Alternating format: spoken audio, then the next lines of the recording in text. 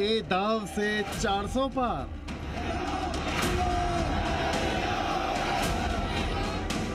चुनावी ऐलान से पहले सीएए आएगा। 4.5 साल से अटका नागरिकता संशोधन कानून बहुत जल्द अमल में आ सकता है। लोकसभा चुनाव की तारीखों के ऐलान से पहले कभी भी देश भर में सीएए लागू हो सकता है। सूत्रों के मुताबिक नागरिकता संशोधन कानून 2019 के नियम मार्च के पहले हफ्ते में ही लागू किए जा सकते हैं।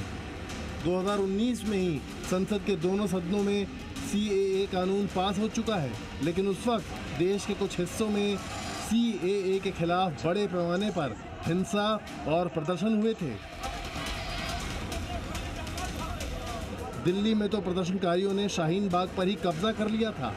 प्रदर्शनकारियों ने करीब 110 दिनों तक शाहीन बाग की सड़कों पर कब्जा जमाए रखा था, जिसके बाद सरकार को सीएए कानून लागू करने के फैसले को टालना पड़ा था।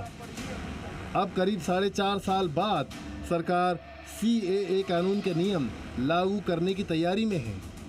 जिस राज्य में इतनी घुसपैठ होती हो वहां कभी विकास हो सकता है क्या? जोर से बोलो, हो सकता है।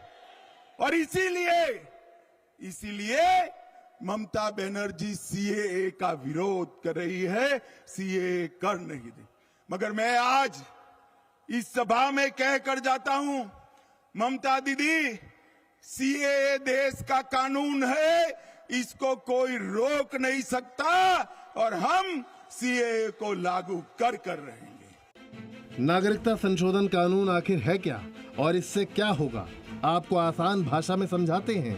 सीएए कानून 2019 पाकिस्तान, अफगानिस्तान, बांग्लादेश के उन अल्पसंख्यकों की भारतीय नागरिकता के रास्ते खोलेगा जो लंबे समय से भारत में रह रहे हैं। इस कानून के जरिए 3 देशों के 6 गैर मुस्लिम प्रवासियों को भारत सरकार नागरिकता देगी। हिंदू, सिख, जैन, बौद्ध, पारसी और ईसाई धर्म के लोगों को भारतीय नागरिकता सरकार देना चाहती है। 31 दिसंबर 2014 से पहले भारत आए प्रवासियों के लिए ये कानून होगा। सबसे बड़ी बात, सीएए किसी की नागरिकता छीनने वाला नहीं, बल्कि नागरिकता देने वाला कानून है। सरकार ने मार्च के पहले हफ्ते में सीएए के नियम लागू करने की पूरी तैयारी कर ली है। सूत्रों के मुताबिक सरकार ने सीएए को लागू करने के लिए पोर्टल तैयार कर लिया है। नागरिकता के लिए आवेदन करने और नागरिकता देने की प्रक्रिया ऑनलाइन होगी। आवेदन करने वालों को वो साल बताना होगा जब उन्होंने दस्तावेजों के बिना भारत में प्रवेश किया था। सूत्रों के अनुसार आवेदन करने वालों से कोई दस्तावेज नहीं मांगा जाएगा। गृह मंत्रालय आवेदन की जांच कर नागरिकता जारी कर देगा। चुनाव से पहले सीएए लागू करने का संकेत गृह मंत्री अमित शाह पहले ही दे चुके हैं। विपक्षी दल सीएए के खिलाफ पहले से ही माहौल बना रहे हैं। खासकर मुस्लिमों के सबसे बड़े नेता होने का दावा करने वाले असदुद्दीन ओवैसी तो खुलकर सीएए की मुखालफत कर रहे हैं। ये गलत कानून है, भारत के आइन के खिलाफ है, मजहब की बुनियाद पर बनाया गया है।